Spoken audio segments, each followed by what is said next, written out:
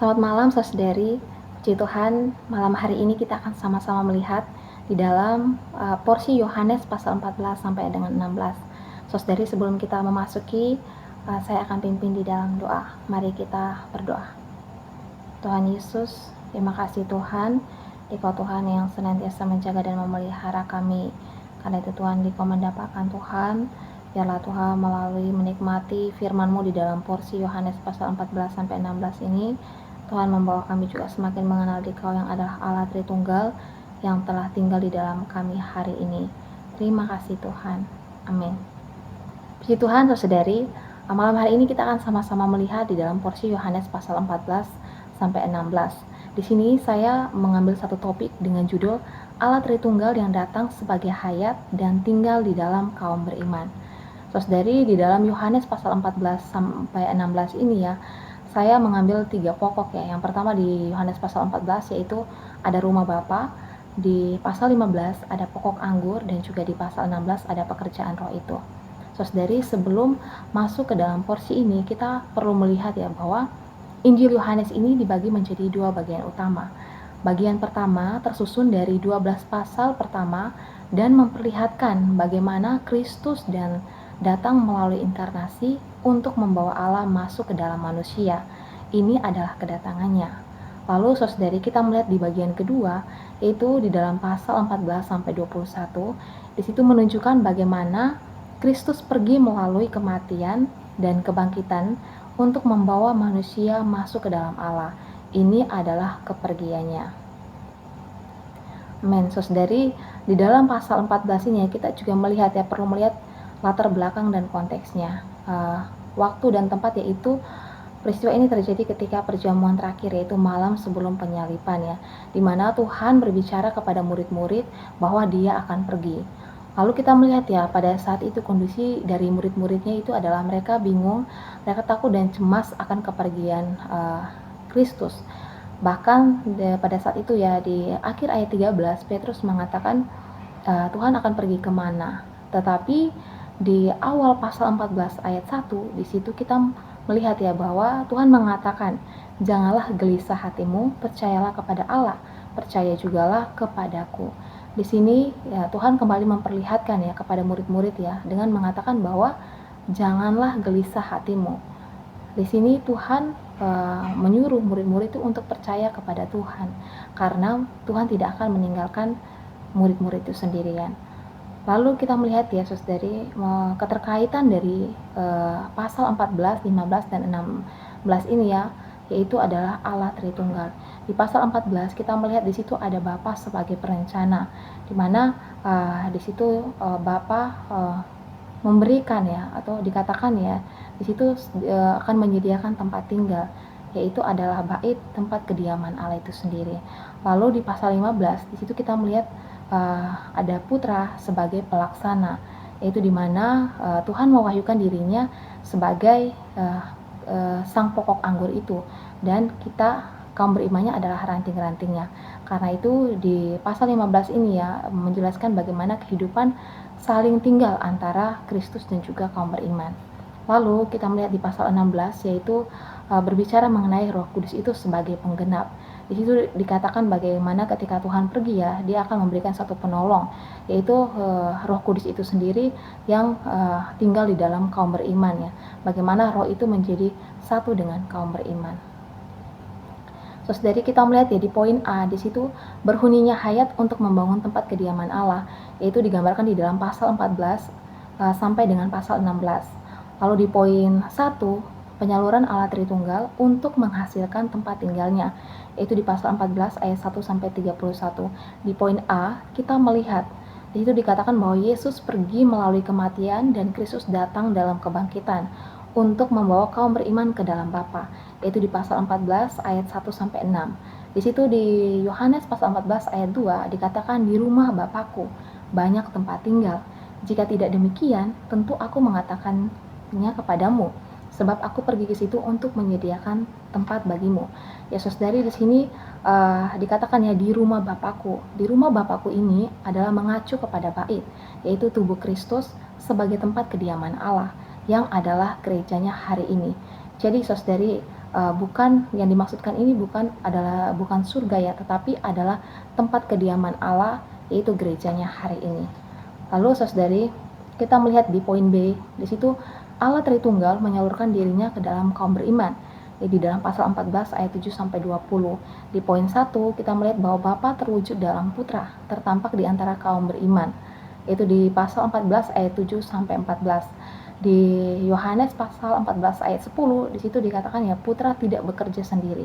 Jadi saudara di sini kita melihat ya bahwa Bapa terwujud di dalam Putra ya. Apa yang Putra kerjakan ya, apa yang Putra lakukan di bumi adalah bukan berdasarkan dirinya sendiri, tetapi sepenuhnya berdasarkan kehendak dari Bapa itu sendiri. Lalu kita melihat di poin 2, di situ dikatakan ya Putra terrealisasi menjadi roh itu tinggal di dalam kaum beriman. Di dalam pasal 14 ayat 15 sampai 20. Di dalam pasal 14 ayat 16 di situ dikatakan ya penolong yang lain, yaitu ada roh itu sendiri. Ya bagaimana hari ini Putra ketika dia mati dan bangkit ya dia terrealisasikan menjadi roh itu, yaitu menjadi Roh Kudus yang tinggal di dalam kaum beriman, menjadi roh pemberi hayat yang menjadi satu dengan kita hari ini. Lalu di poin yang C di situ dikatakan Allah Tritunggal mengatur tempat tinggal bersama kaum beriman. Di dalam pasal 14 ayat 21 sampai 24. Di pasal 14 ayat 23 Allah Tritunggal tinggal di dalam kaum beriman. Pada akhirnya saudari setelah melewati proses mati dan bangkit ya Tuhan itu menjadi roh dan hari ini boleh tinggal dan berhuni di dalam kita. Lalu di poin D kita melihat ada peringatan penghibur dan kedamaian hayat di dalam pasal 14 ayat 25 sampai 31. Situ dikatakan Bapa dalam nama Putra mengutus Roh Kudusnya untuk kita. Lalu saudari di poin 2 kita melihat ada organisme ya di dalam pasal 15 ada organisme Allah Tritunggal dalam penyaluran ilahi.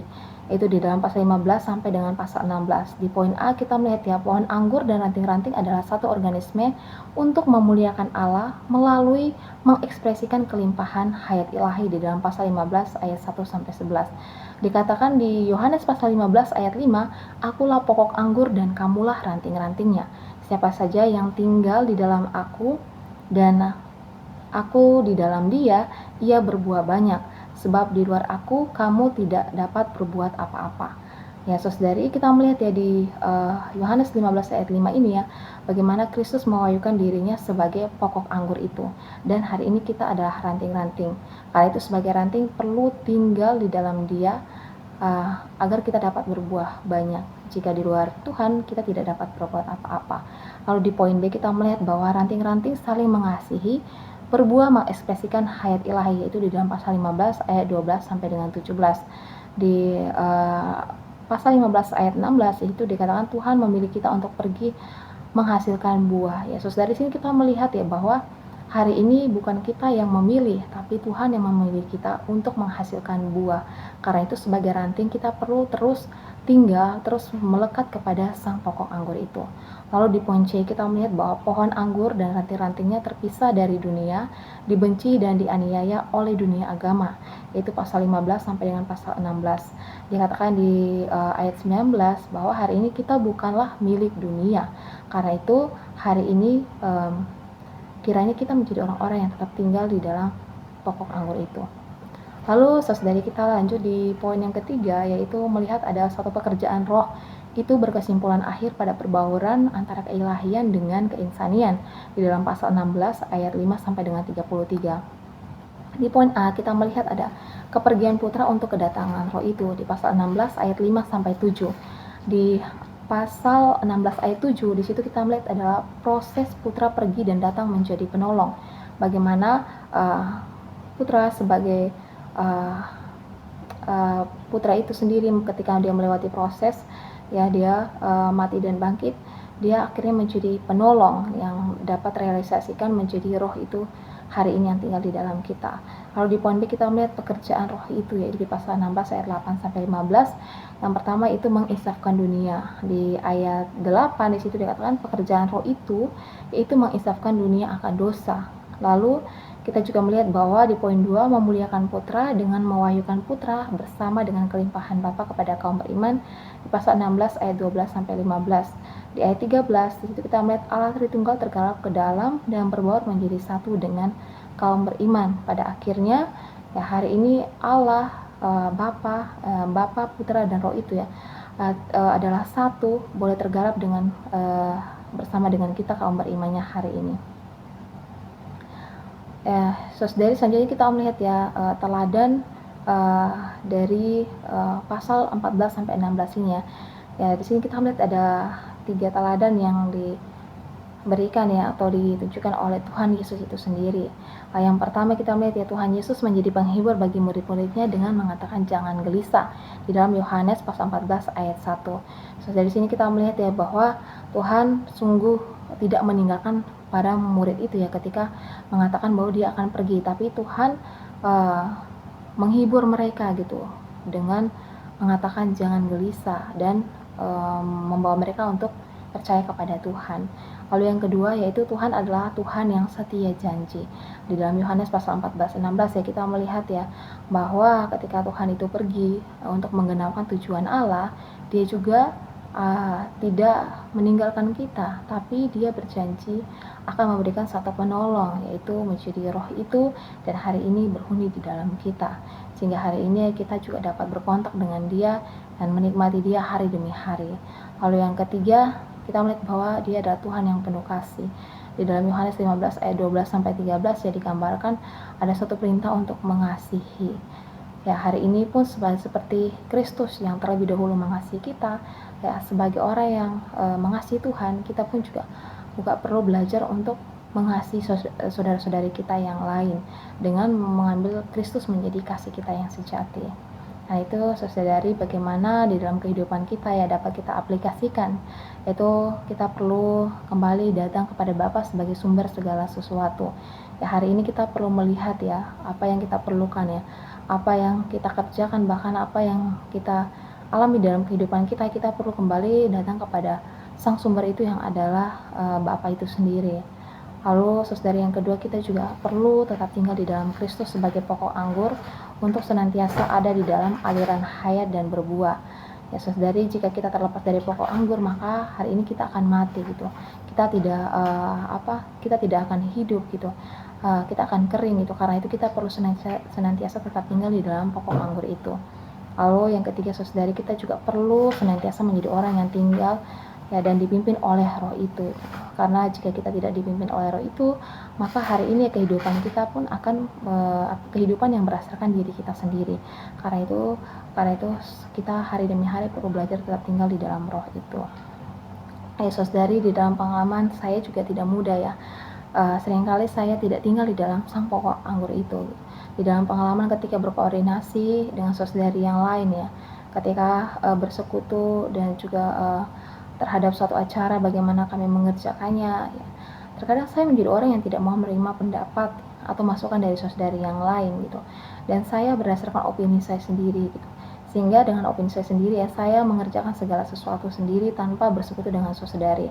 Di situ saudari saya menyadari ya bahwa saya sudah terlepas dari aliran hayat itu gitu. Apa yang saya kerjakan tidak ada sama sekali aliran hayat itu gitu. Kenapa? Karena saya tidak tinggal di dalam persekutuan baik dengan Tuhan maupun dengan saudari, sehingga apa yang saya kerjakan pun adalah satu pekerjaan yang sia-sia.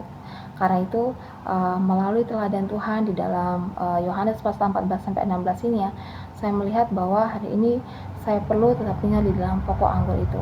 Saya perlu Allah Tritunggal itu ya menjadi satu, tetap tinggal di dalam dirinya agar bagaimana kehidupan saya juga terus dipimpin oleh Tuhan itu sendiri.